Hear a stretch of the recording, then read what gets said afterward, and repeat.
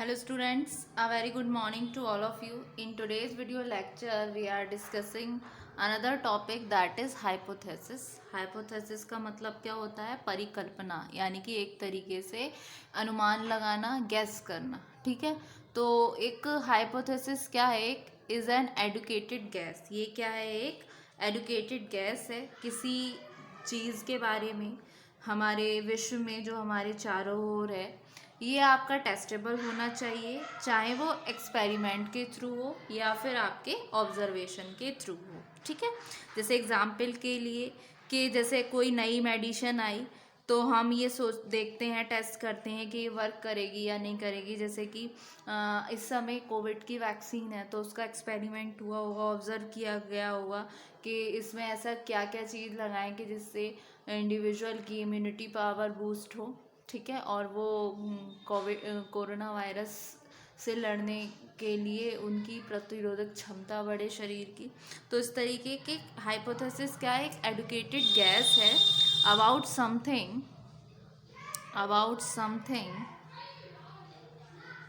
In this world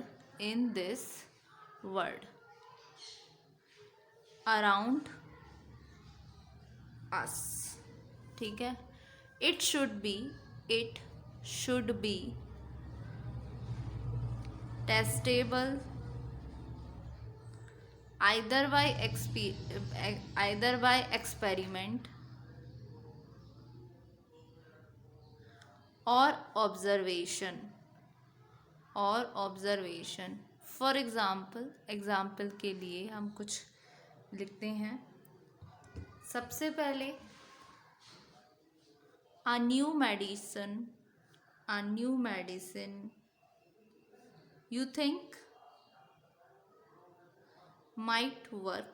मतलब जब हमने कोई नई मेडिसिन एक्सपेरिमेंट की, यानी कि उसको ऑब्ज़र्व किया कि किस तरीके से ये काम करनी चाहिए, कैसे काम करेगी.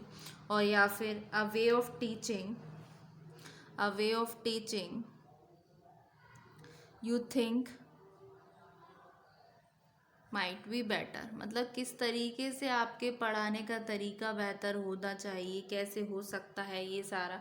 जैसे कुछ लोग रोटे लर्निंग में ज़्यादा बिलीव करते हैं, कुछ लोग करते हैं कि कंसेप्ट क्लैरिटी होनी बहुत ज़रूरी है. अगर आपका कॉन्सेप्ट क्लैरिफिकेशन है तो अगर कोई प्रॉब्लम ऐसी आई जो आपके लिए मतलब एकदम से न्यू है, वैसे कुछ नया नहीं होता, सारा हमारा कॉन्सेप्ट पे बेस्ड होता है. लेकिन अगर हम रोटे लर्निंग करेंगे तो जस्ट हमें वो लिमिटेड टाइम पीरियड के लिए याद रहेगा.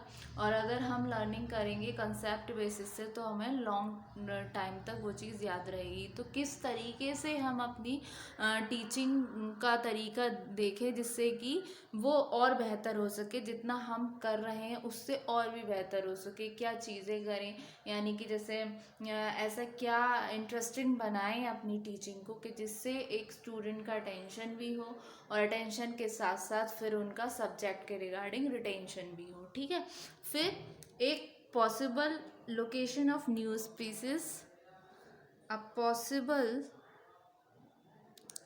Location of new species. ठीक है, फिर a fairer way to administer standardize test. तो a fairer way to administrator administer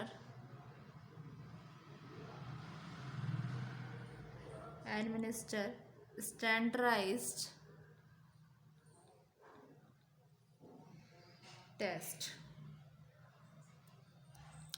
ये कैसे हो सकता है? ये एनीथिंग होगा ऑल एज लॉन्ग एज अगर हम पुट करें इसको टेस्ट में. ठीक है, टेस्ट. सो इट कैन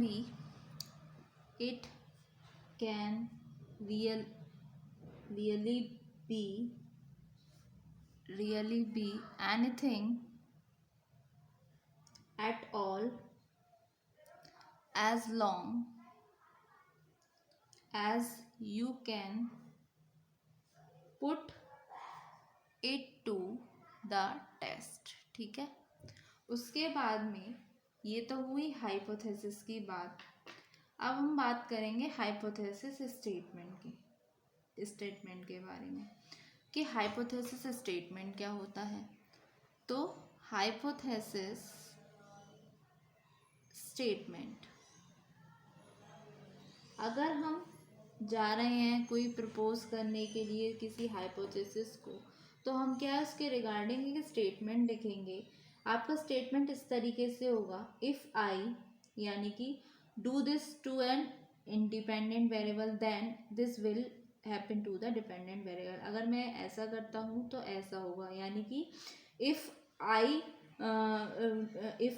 यानी कि decrease the amount of water given to herbs, मतलब मैं अमाउंट को डिक्रीज कर दूं जो मैं अपने हब्स को दे रही हूँ, तो क्या हब्स का साइज इंक्रीज करेगा। इस तरीके से एक अच्छी हाइपोथेसिस में स्टेटमेंट इस तरीके से होना चाहिए कि वो टेस्टेबल हो एक्सपेरिमेंट के द्वारा, बेस्ड हो इंफॉर्मेशन पे जो प्रायर में हमने सर्च किया उस हिसाब से।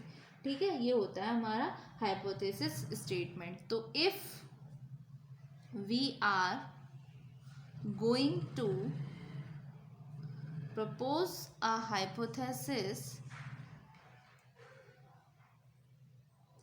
it's customary to write a statement, then the statement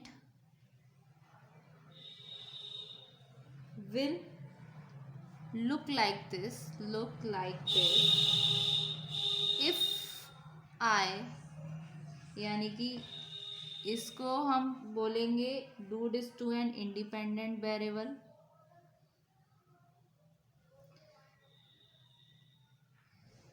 then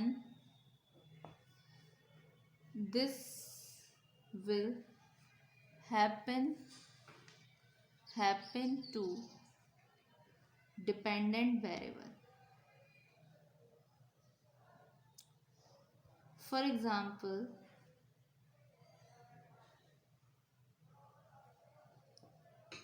if I decrease the amount of water given to hubs, then the hubs will increase in size. ठीक है। दूसरा, if I gives at noon instead of 7, then student test score will improve। या फिर अगर patient counselling करें in addition to medication, then their overall depression scale will decrease। मतलब अगर meditation करें और मेडिकेशन पूरी प्रॉपर तरीके से करें तो उनके ओवरऑल डिप्रेशन स्केल भी डिक्रीज करेगा। ठीक है, एक और ले लेते हैं, if I give patients counselling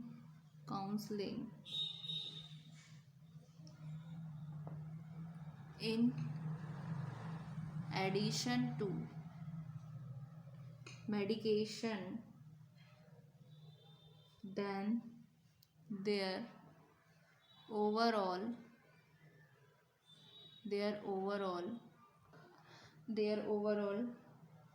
depression scale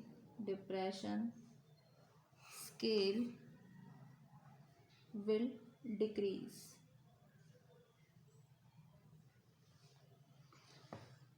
तो a good hypothesis statement should किस तरीके से होना चाहिए। सबसे पहले इंक्लूड करना चाहिए इसमें एंड, इफ़ एंड देन, मतलब अगर आपका इस तरीके से होगा तो ये होगा, तो इफ़ और देन इंक्लूड करना चाहिए आपका बोथ, एक तो इंडिपेंडेंट वेरिएबल्स और दूसरा डिपेंडेंट वेरिएबल्स।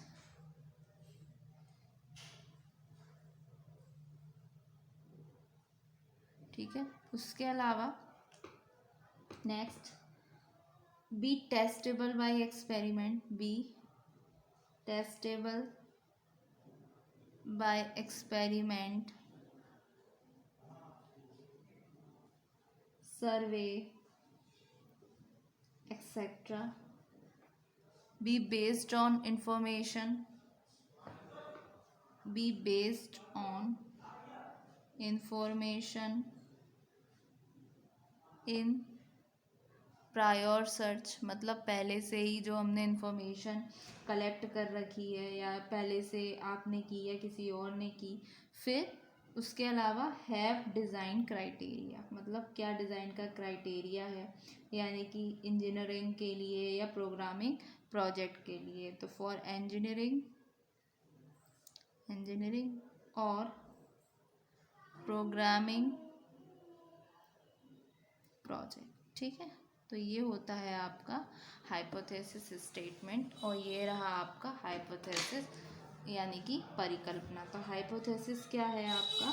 हाइपोथेसिस एक तरीके से एक एडुकेटेड एक्ट है, एक एडुकेटेड गैस है किसी भी चीज़ के बारे में जो भी हमारे वर्ल्ड में हमारे चारों ओर है। यह आपका टेस्टेबल होता है या तो एक्सपेरिमेंट के थ्रू या ऑब्जर्वेशन के थ्रू, जिसमें हमने एग्जांपल्स देखे। कोई नई मेडिसिन को हमने ये सोचा किस तरीके से वर्क करेगी, किस तरीके से हमें अपना वे ऑफ टीचिंग इम्प्रूव करें, ठीक है, और कैसे एक पॉसिबल लोकेशन हो सकती है नई स्पेसिस की। फिर हाइपोथेसिस स्टेटमेंट क्या होना चाहिए? जब भी हम प्रपोज करते हैं किसी हाइपोथेसिस को तो एक स्टेटमेंट लिखना होता है। तो इसमें क्या क्या चीज़ों का यूज़ करना चाहिए? एक अच्छे हाइपोथेसिस स्टेटमेंट में एक इंक्लूड करना चाहिए इफ़ और देन, और दोनों वेरिएबल्स को लेना चाहिए, डिपेंडेंट को भी इंडिपेंडेंट को भी, और ये टेस्टेबल होनी चाहिए एक्सपेरिमेंट और सर्वे के द्वारा, और बेस्ड होते हैं ये इन्फॉर्मेशन जो प्रायर सर्च है, और हैव डिज़ाइन क्राइटेरिया, ठीक है। तो ये है हाइपोथेसिस और हाइपोथेसिस टेस्टिंग, ठीक। Thank you so much. Hypothesis and hypothesis statement. Thank you so much student.